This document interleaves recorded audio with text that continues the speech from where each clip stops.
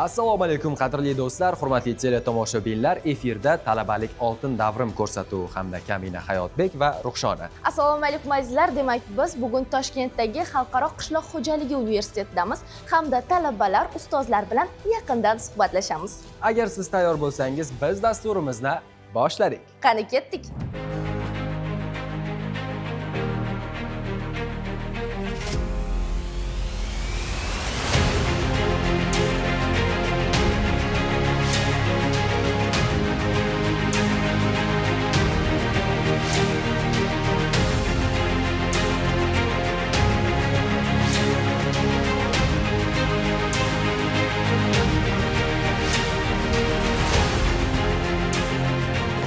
Tomoshabinlar, hozir universitetning eng a'lochi talabalaridan biri bilan suhbatlashamiz. Assalomu alaykum. Assalomu alaykum.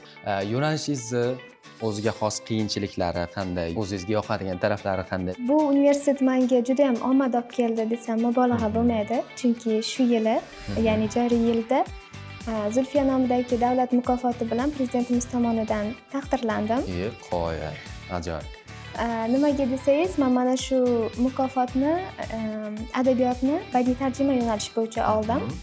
Bu ingliz tiliga qiziqishim mana shu universitetga yetaklab keldi. Chunki bilamiz, bu universitetda ko'p ustozlarimiz chet eldan kelgan malakali ustozlar hisoblanadi. Yana ham har bir darsimiz ingliz tilida bo'ladi va kursdoshlarimiz ham bemalol ingliz tilida gaplashib, har bir narsani ingliz tilida tushuntirib berishadi. Zulfiya mukofotini olish uchun necha yillar davomida harakat qilishadi qizlarimiz. Sizda qancha bo'lgan? Men bu Zulfiya nomidagi davlat mukofotiga topshirishim shu yil 9-yili. O 9-yil deganda erishyapsiz. Albatta. Maqtanishga har yili topshiraman. Agarda lekin topshiraman, respublikagacha o'taman. O'ta olmay qolganimda hech ham tushkunlikka tushmaganman. Xudo xohlasa bo'laman, mana shu mukofotga erishaman deb intilganman. Albatta ustozlar, universitet qo'llab-quvvatlashgan. Mana bu universitetga kirganimdan keyin chet davlatlariga borib keldim. Yaqinda borib kelganim Malayziyani Kuala-Lumpur shahrida tarjimonlar tanlovida borib Grand Prix mukofotini olib keldim. Keyingi rejalarimda Buyuk Britaniyada o'qimoqchiman. Hozir mana prezidentimiz ham mukofotni taqdirlayotganda bir so'z aytdilar. Qiz bolani o'qitsak, butun bir oilani, jamiyatni o'qitgan bo'lamiz dedilar. Men bilasizmi, mana shunday o'qigan qizlarni ko'rsam juda ham xursand bo'laman. Nimagaki, o'zim Oila va xotin-qizlar qo'mitasi qoshida Qizlarjon klubi respublika koordinatoriman. O'shani so'ramoqchi edim hozir. Ham talabalar o'qiydi ham, ishlaydi ham gap bo'lishi mumkin emas. Bevosita ham universitet darslari, ham o'qishimiz, ham faoliyatimiz bizga yana ham shijoat beradi. Mana shu mukofotni olganimdan keyin bilasizmi, ayajonimga bir muxbir savol berdi. Qiz bolani o'qitsak dunyo beradimi, xolajon dedi. Oyim shunday ko'rdilarda, qarab turdilarda, qizim to'g'ri dunyo bermasligi mumkin, lekin mana shunday o'qib, xalqaro nufuzli universitetlarda o'qib, mana shunday yutuqlarga erishib, meni qizim chet el davlatlariga olib bordi, dunyoni kezdirdi. Mana shunday Grand Prixlarni olib, prezidentdan mukofotlarni olganda qanaqa xursand bo'ldim men deb yig'lavordilar. Shunda juda ham xursand bo'lganman. And sleeping, repeating, just kind of like boring activities was like, you can say 30 years ago, 50 years ago. And now we learn like new terms like Hozir universitetda dars jarayonlari avjida. Biz esa aniqrog'i men o'zimga suhbatdosh topdim va ular bilan darsga xalaqit bermagan holatda gaplashamiz. Yaxshimisiz? Assalomu alaykum, yaxshi rahmat. Assalomu alaykum. Tanishib olsak, men ismim Ruxshona, siz ismingiz nima? Shahrizoda. Bu yerda nechinchi kurssiz, qaysi yo'nalishda o'qiysiz? Xalqaro qishloq xo'jaligi universitetidaman, 1-kurs talabasiman. Mani fakultetim oziq-ovqat xavfsizligi. Oziq-ovqat xavfsizligi. Oziq-ovqat xavfsizligi nimalar o'rganasizlar? Hozirgi paytda matematika, menejment uchun o'tiladi bizda. Birinchi И- bosqichdasiz ha. hozir. Marketing и agrofarming o'tiladi bizda. Ferming. Juda ham ajoyib. Adashmasam, birinchi semestr sessiyalarni o'tkazib oldingiz. O'tkazdirib oldik. Xo'sh, qanaqa bo'ldi? O'zi o'qish siz o'ylaganingizdan kammikan? Men oldin o'qishda juda qiyin deb o'ylardim. O'qish O'zbekistonda juda ham qiyin deb o'ylardim, lekin bilmadim nimaga, lekin Xalqaro qishloq xo'jaligi universitetiga kelganimdan keyin meni o'zimni o'ylashlarim mana o'zgardi полностью. Va o'ylaymanki, unchalik qiyin emas o'qish. Oylar edim, sessiyalar topshirayotganda opamlar menga aytib berishardi, qiynashadi, juda ham nima qilishardi. Lekin yo'q, bu yerda aksincha bizga yordam berishdi. Xo'sh, o'zi qiziq voqealar bo'ldimi? Universitetimizda juda ham qiziq voqealar juda ham ko'p bo'ladi. Ayniqsa bizda juda ham kommunikatsiyamizga juda ham kerakli bo'lgan klublarimiz tashkillashtirilgan universitetimizda. Ya'ni do'stlik klublari. Da. U klublar bilan biz ko'pincha aylangani chiqamiz, ko'proq o'zimizni tanishish uchun o'qish boshlanganida bizda induction week bo'ldi. O'shanda biz hammamiz birga yig'ildik. Hamma gruppaga proyekt ochib, o'sha proyekt bo'yicha ishlash. Juda ham quvnoq holat bo'ldi. Biz bozorga bordik, videolar oldik, juda ham quvnoq hodisalar bo'ldi. Men boshida o'ylagan edim, men hech kim bilan gaplashib keta olmayman. Men bu yerda hech kim bilan yaxshi nima qilolmayman. Bo'ldi, men bitta o'zim yuraman deb o'ylagan edim. Juda ham ajoyib. Yaqinda festival ham bo'libdi. Festival qanaqa bo'ldi? Festivalimiz juda ham esda qolarli bo'ldi. Juda ham maza qildim. Hamma leksiyalarga kirdim, hammasini eshitdim, ko'rdim. Juda ko'p ekspertlarimiz kelishdi va ekspertlardan biz ulardan o'zimiz uchun kerakli bo'lgan ma'lumotlarni oldik.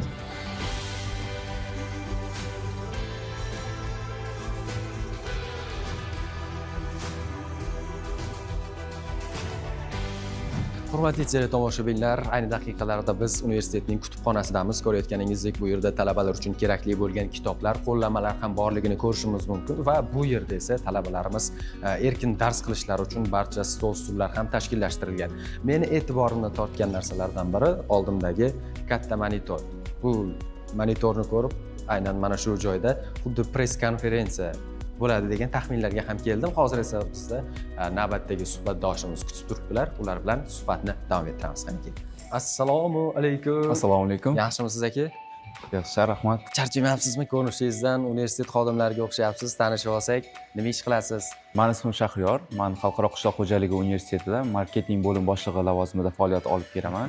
Endi universitet haqida qisqacha ma'lumot aytadigan bo'lsak, bizning universitetda hozirgi kunda 800 ga yaqin nafar talaba tahsil olishadi. Ular ingliz tili va o'zbek tili programmalari asosida bakalavr darajasini oladigan bo'lsak, ingliz tili programmasi uchun 4 ta ta'lim yo'nalishlari mavjud. Ular agrologistika, agroiqtisodiyot, oziq-ovqat xavfsizligi boshqaruvi, aqlli va barqaror qishloq xo'jaligi. Yangi o'quv yilidan yana qo'shimcha 4 ta yo'nalishlar qo'shilgan, qaysiki iqtisodiyot, moliya yo'nalishlaridagi fakultetlar. Endi qabul talablariga keladigan bo'lsak, 2025-2026 o'quv yili uchun qabul ochildi bizda, lekin qabul ochilishiga ko'p muddat bo'lmasdan turib, hozirgi kunda 600 ga yaqin abituriyentlar ro'yxatdan o'tishdi. Endi qabul talablariga keladigan bo'lsak, bizda ingliz tili programmasida o'qish uchun minimum IELTS sertifikati 5 yoki undan yuqori bo'lishi kerak yoki unga ekvivalent boshqa sertifikatlar bo'lishi kerak. Ya'ni qaysiki bu TOEFL B1 bo'lishi mumkin, Duolingo, TOEFL sertifikatlari bo'lishi mumkin.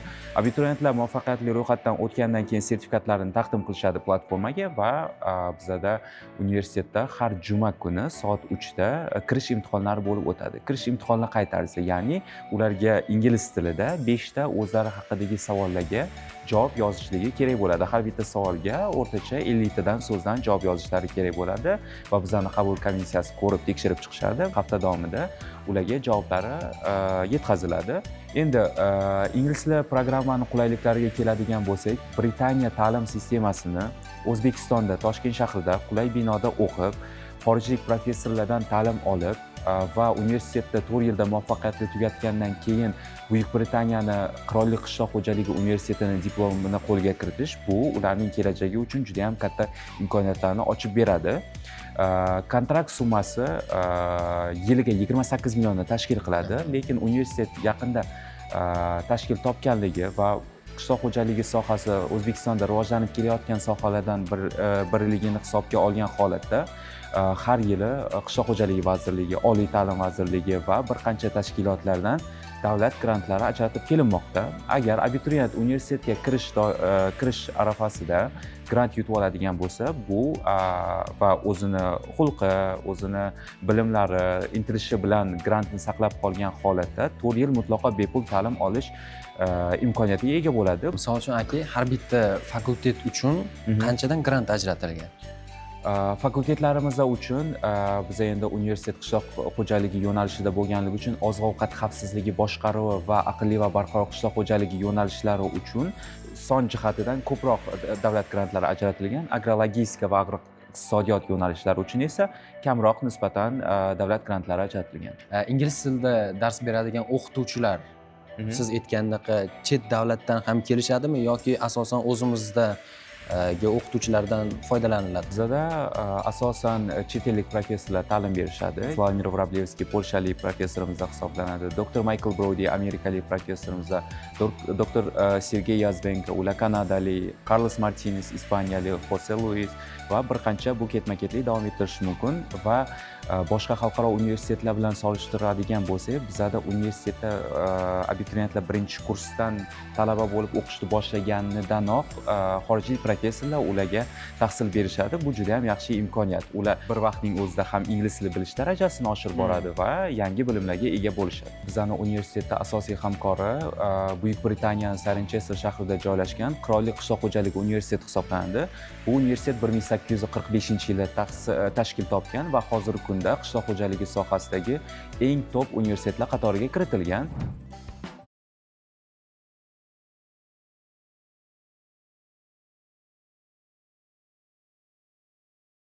Toshkentdagi Xalqaro qishloq xo'jaligi universitetida ko'rsatuvimiz mana shunday ajoyib kayfiyatda davom etadi.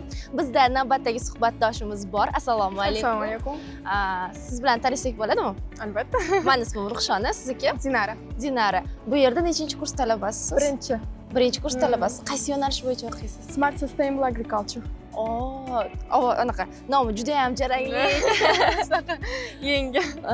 Qanaqa bo'lgan imtihon jarayonlari haqida ozgina gapiring. Imtihon jarayoni ustma bo'lgan, savollar bo'lgan, ingliz tilida o'shalarga javob berganmiz. Ya'ni yozma tarzda javob bergansiz. Qiyin bo'lmaganmi? Voy, mana shu savolimga boshqacha javob berishim kerak edi degan xayollar o'tmaganmi imtihondan chiqqaningizdan keyin? Imtihonda yo'q. O'zingiz haqingizni tanishtirasiz, unaqa narsa bo'lmagan. Ingliz tilida bo'lar ekan hamma darsingiz. Keyin adaptatsiya jarayonlari qanaqa bo'lgan esingizda? Boshida endi bir oy esisini anaqa bo'lgan, qiyin bo'lgan. Litseydan o'tganman men, o'shaning uchun o'zbek anaqada atmosferada angliyskiga o'tish sal qiyin bo'lgan. Moslashib ketdim. O'qituvchilar bu jarayonda sizga yordam berishganmi? Voy, tushunmadingmi, shuni ham kritika yo'q, qanaqadir do'stona. Menga yoqadi to'g'risi. Bu yerda o'zi siz grantda o'qiysizmi yoki kontraktda? Grantda o'qiysiz. Grantda o'qish uchun necha ball bilan kirgan bo'lish kerak? Grantga kirish uchun sertifikat bo'lish kerak. Sefr yoki Sefr B2 yoki IELTS dan. Eng yaxshi ko'rgan ustozingiz bormi? Shunaqa bo'ladi talabalarda. Eng yaxshi ko'rgan ustoz, eng yaxshi ko'rgan fan va eng yomon ko'rgan ustoz bo'ladi. Eng yomon ko'rganim to'g'risi yo'q. Yo'q-a? To'g'risi yo'q. Hamma o'qituvchilar yoqadi, professorlar. Eng yaxshi ko'rgan Miss Dinara. Miss Dinara. Ismingiz Dinara bo'lgani uchun juda ham anaqa xushxaq zo'r ayollar o'shaning. Qaysi fan shunda? biosciencedan o'tadilar, farmingdan ham o'tadilar. Birinchi kurs ekansiz. Birinchi kursda bilaman, talabalar bir-biri bilan juda ham inoq bo'ladi. Boshqa kurslarga qaraganda, chunki endi tanishuv jarayoni bo'ladi. Qiziqarli jarayonlar ham, qiziqarli holatlar ham birinchi kursda boshqa kurslarga qaraganda ko'proq bo'ladi. Sizda eng esda qolarli jarayon qaysi? Bu induction weekda bo'lgan, bizga bir hafta berishgan, komanda bo'lib, tema berishgan, o'sha anaqaga prezentatsiyalar tayyorlanish kerak edi o'sha narsaga. Mavzu bo'yicha, ya'ni qaysi mavzu bo'yicha qiyin bo'lmagan? Yo'q, bir hafta vaqtda shunga tayyorlanganmiz, leksiyalarda o'tirganmiz, bir hafta ichida tanishtirib berishgan. O'sha paytdagi momentlar yoqadi menga. O'sha paytda sizda hayajon bo'lmaganmi? Bo'lgan. Qovun tushirmaganmi? Yo'q, boshqalar tushirishgan. Qanaqa qovun tushirishgan? Vaqtimiz yetmay qolgan birinchidan, sekin gapirishgan anaqasiga, munosabatiga. Sizga 10 daqiqa berishgan. O'shaning ichida prezentatsiyani, mavzuni yoritib berish kerak bo'lganda, o'shanga vaqtimiz yetmay qolgan ozgina. Demak, 30 soniya, 40 soniyadan bitta talabaga to'g'ri kelgan. Lekin hammangiz sal cho'zilib qolib ketgandi bir ikkitasi. Juda ham ajoyib. Kelajakdagi orzularingiz qanaqa? Bu yerni bitirib, qayerga ishga kirmoqchisiz yoki magistraturani davom ettirmoqchimisiz? Magistraturani bitirib, magistraturani shu yerga ishga kirish xohlayman, o'qituvchi bo'lish xohlayman universitetda. Demak, o'zingiz yaxshi ko'rganingiz Dinara bilan bitta joyda ishlab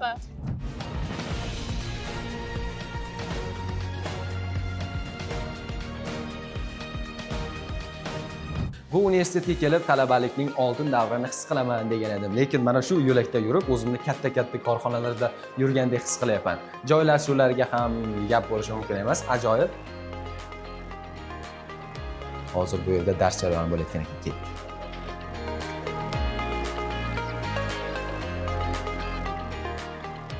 Estimate because 80% of cotton and wheat growing, so much of the land is irrigated so heavily. Those are the salinized land. So maybe about 20% are still high quality. You know how to tell if it's high quality, even if you're not a soil scientist? Yeah, by the flashing On the screwdriver out? Anybody does. This is what I was going to ask. Where do those rivers get their water from? Habitats, ecosystems, agroforestry. Greetings, everybody. My name is Michael Brody. Hammaga salom. Mening ismim Michael Brody. Men Amerika Qo'shma Shtatlaridanman. Men ekologiya fanlari professoriman. Men O'zbekistonga 2014-yildan beri kelib turaman.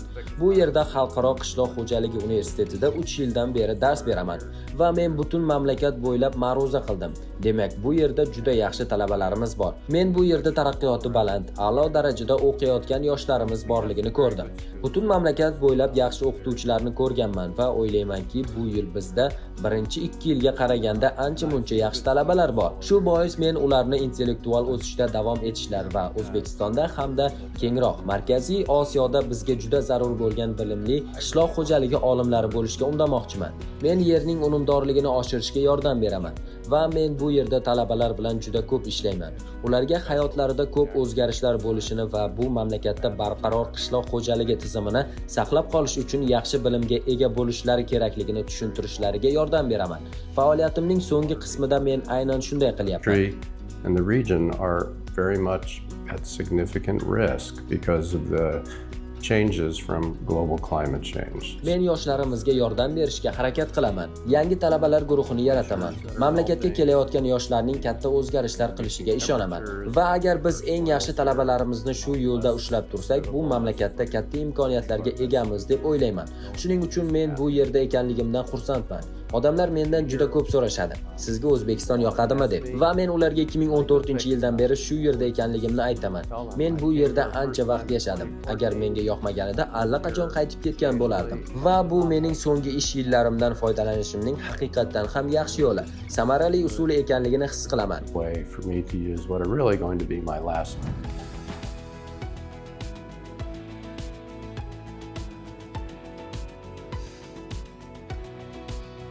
Hurmatli tomoshabinlar, guvohi bo'lganingizdek, universitet joylashgan lokatsiyada o'quv binolari juda ham ko'p ekan.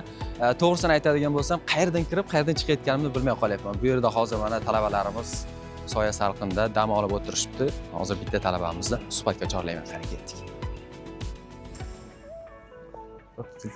Assalomu alaykum. Yaxshimisiz? Sog'lig'ingiz yaxshimi? Kayfiyatlar qanday? Yaxshi, Xudoga shukr. Tanishib olsak? Ismim Shuhrat. Ha, Shuhrat. Hozir dars jarayonlari ketyaptimi yoki tanaffusmi? Hozir dars vaqti. Ha, dars vaqtimi? O'qituvchilar dars vaqtida ham telefondan foydalanishga ruxsat beradimi? Agar muhimroq qo'ng'iroq bo'layotgan bo'lsa, ruxsat berishadi. Ha, qaysi yo'nalishda o'qiysiz? Agroiqtisodiyot. Iqtisodiyot yo'nalishi o'zi menimcha eng har qanaqa davlatda ham kerakli yo'nalish bo'lsa kerak deb o'ylayman. Davlat rivojlanishiga ham, umuman hayotda ketadigan har qanaqa jabhada iqtisodiyot, ekonomikani o'zini o'rni bor deb o'ylayman. Shuning uchun ham iqtisodiyotda yetarlicha ko'nikmalarga, bilimlarga ega bo'lish kerak bo'lgani uchun ham bakalavrda shu sohani tanladim. Ha. Qarang, bu yo'nalishda qanday qiyinchiliklar bor deb o'ylaysiz endi talaba sifatida, shu yo'nalishda o'qiyotgan talaba sifatida? To'xtaladigan bo'lsa, juda ham ko'p teoriyalar, juda ham ko'p ma'lumotlar, masalan, ma'lumotlar bazasi, juda ham ko'p narsani o'rganish kerak. Miya qiynalib ketadi qaysi momentlarda. Masalan, osonroq yo'nalishlar ko'p-ku. Lekin aytgan bo'lardim, ancha ko'p taraflarga yo'naltirilgan iqtisodiyot. Ko'p narsalarni o'z ichiga oladi. Ha, eshitishimga qaraganda bu yerda nafaqat o'zbek tilida, balki ingliz tilida ham darslar bo'lib o'tar ekan. Sizda ham shunaqami? Shunaqa. Men o'zim ingliz tilida ta'lim olaman. Ha, ingliz tilida ta'lim olasiz. Men o'zim ham talaba bo'lganman, siz ham talabasiz. O'qishga kechikib keladigan holatlar bo'ladi-da. Bo'ladi. Endi o'sha paytda o'qituvchilarga qanaqadir baribir bahona aytasiz. Siz qanday bahona qilasiz o'qituvchilarga? Men ko'pincha to'g'risini aytaman. Ko'pincha kech qoladigan sababim uxlab qolaman. Uxlab qolganimni aytaman. Ha, uxlab qolaman desangiz ham indashmaydimi? Odatda metroga kech qoldim yo bo'lmasa avtobusga kech qoldim deysizmi? Yo'q, ko'p bahona qilsam o'xshamay qoladi. O'shaning uchun unaqa o'xshatib bahona qila olmayman. Voy. O'qishdan tashqari nimalar bilan shug'ullanib turasiz? Qanaqadir hobbilaringiz bormi? O'qishdan tashqari tarjimonlik qilaman. Bir qancha kattaroq tashkilotlarda ishlaganman. Bundan tashqari klinikalarda tarjimonlik qilaman. Bundan tashqari ot minish, suzish, shunaqa sport turlariga qatnashib turaman. Kelajakda rejalar, maqsadlar qanday? Kelajakda xudo xohlasa bakalavr bitirganimdan keyin 2-3 yil mobaynida shu iqtisod sohasida ishlab ko'rmoqchiman. Undan keyin magistraturada yo'nalishimni biroz o'zgartirmoqchiman. Suhbat uchun rahmat deymiz. O'qish va ishlaringizga omad va muvaffaqiyat tilaymiz. Sog' bo'ling, charchamang. Biz esa davom etamiz. My name is Carlos Martinez Ferrero, also because the second surname. Mening ismim Carlos Martinez.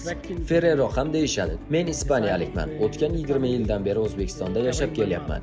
O'zbekistonga kelganimning sababi turmush o'rtog'im. Biz Londonda tanishganmiz. Avvallari men O'zbekistonga ta'tilga kelib turardim. Keyin esa bir payt biz hayotimizni o'zgartirishni, boshqacha yo'l tutishni xohladik. Biz O'zbekiston taraqqiyotiga hissa qo'shishni istadik. Shu maqsadda universitetlarda ishlashni boshladik. Year by year, I used to come to Uzbekistan on holiday. So we started working in universities. Westminster University, MDIS, Singapore. Hindiston, Singapur universiteti, Jahon iqtisodiyoti va diplomatiya universiteti, Jahon tillari universiteti. Hozirda xalqaro universitetda ishlayapman. Bu yerda ishlayotganimdan juda mamnunman. Universitet prezident farmoni bilan tashkil etilgani bilan faxrlanaman. Bu juda muhim, chunki O'zbekiston prezidenti qishloq xo'jaligini boshqacha tarzda rivojlanishini xohlagan. Shu sababli bu yerdagi barcha xodimlar o'z ishiga juda berilgan tarzda ishlashadi. O'zgarish yaratishga harakat qilishmoqda. Huquqqa kirish fanidan talabalarimizga huquq tushunchasi haqida ma'lumot berishimiz kerak. Shuningdek, men marketing asoslari fanidan ham dars beraman. Talabalarimiz yil sayin yaxshilanib boryapti. Ular juda shijoat bilan o'qishmoqda. Ko'pchiligi viloyatlardan kelgan. Ilgari bu kamchilik bo'lishi mumkin edi, ammo hozirda men ularning kundan kunga universitet hayotiga jalb etilayotganini ko'ryapman. Bu esa bizning o'qituvchilik faoliyatimizga ijobiy tomondan ta'sir qilyapti. Experience very positive. Avvalambor assalomu alaykum. Jahongir aka, yaxshimisiz? Britaniya o'qitish tizimi va O'zbekistondagi o'qitish tizimi haqida qisqacha so'ramoqchiman. Albatta, har bitta davlatning o'zining ta'lim tizimi, o'ziga yarasha maqsadlari, prioritetlari bo'ladi. Bizda universitetimizdagi asosiy O'zbekistondagi ta'lim tizimidan farqli jihatlari umumiy misol uchun o'quv jarayonidagi yondoshishlar, ya'ni bizda o'quv nizomlari deymiz. Misol uchun o'ziga yarasha, o'zlariga yarasha nizomlari bor. Biz O'zbekistondagi oliy ta'lim dargohlarida ham o'z nizomlari bor. Lekin qulayliklarga keladigan bo'lsak, aynan bizning universitetimizdagi talabalar uchun misol uchun qanaqa sharoitda taqdim qilamiz, farqli tomonlari qanaqa deydigan bo'lsak, buni bir necha farqli tomonlarni ko'rish mumkin. Avvalo universitetimiz haqida gapiradigan bo'lsak, o'sha universitetimiz tashkil topganligining o'zi asl maqsadi qishloq xo'jaligi vazirligining tashabbusi bilan aynan qishloq xo'jaligi sohasidagi mutaxassislarni tayyorlash, ingliz tilida tayyorlash va xalqaro diplomga ega bo'lish, xalqaro miqyosdagi o'sha ekspertlardan, professor o'qituvchilardan ta'lim olishlari uchun universitetimiz tashkil topilgan. Aqlli va barqaror qishloq xo'jaligi degan yo'nalish bor. Bu yo'nalish agronomiya degan yo'nalishni, ya'ni qishloq xo'jaligi sohasidagi mutaxassislar tayyorlaydigan agronomiya deganni sal zamonaviyroq variant deb talqin qilsagan bo'ladi. Ya'ni bilamiz hozirgi kunda qishloq xo'jaligi sohasida borgan sari rivojlanib bormoqda. Masalan, hozirgi kunda 21-asrda masalan sun'iy intellekt rivojlangan, to'g'rimi? Yoki bo'lmasam o'sha dronlar, misol uchun, ularning amaliyotga joriy qilinganligi bizda bor. Boshqa sohalarda ko'rishimiz mumkin. Xuddi shunday qilib, bu o'sha zamonaviy texnologiyalarni qishloq xo'jaligida ham integratsiyasini ko'rishimiz mumkin. Boshqa rivojlangan davlatlarda, bizning universitetimizda ham aynan mana shu aqlli va barqaror qishloq xo'jaligi degan yo'nalish o'sha dronlardan GIS boyagi kartalar chizish, yer hududlar maydonlarda, xuddi keyin Birlashgan Millatlar Tashkilotini boyagi barqarorlik rivojlanish maqsadlari degan universitet maqsadi bor. Xuddi shunda ham o'sha yerdan, suvdan oqilona foydalanish degan misol uchun maqsadlari bor. Xuddi shularga bog'langan holatda yangi zamonaviy yo'nalish ochganmiz. Ya'ni aqlli qishloq xo'jaligi, barqaror qishloq xo'jaligi deganligi uchun aqlli barqaror qishloq xo'jaligi ingliz tilida Smart Sustainable Agriculture deb nomlanadi. Xuddi shu yo'nalish ochilgan. Ro'yxatdan o'tilgan talabalarning barcha ma'lumotlari u yoqda ham saqlanadi deyapsiz va qaysi talaba qanday bahoga o'qigan, qanday natija qilgan hammasi ko'rinadi. Yana bitta shunday narsani eshitganman, chet davlatda universitetni bitirgan, yaxshi baholarga bitirgan talabalarni ishga ham taklif qilishadi. Aynan mana shu universitetda tahsil olayotgan yaxshi talabalar o'qib diplomini olgandan keyin chet davlatda ham ishlashi mumkinmi? Bizning universitetimizda mana bitiruvchilarimiz endi mana 2025-yilda birinchi bitiruvchilarimiz chiqadi.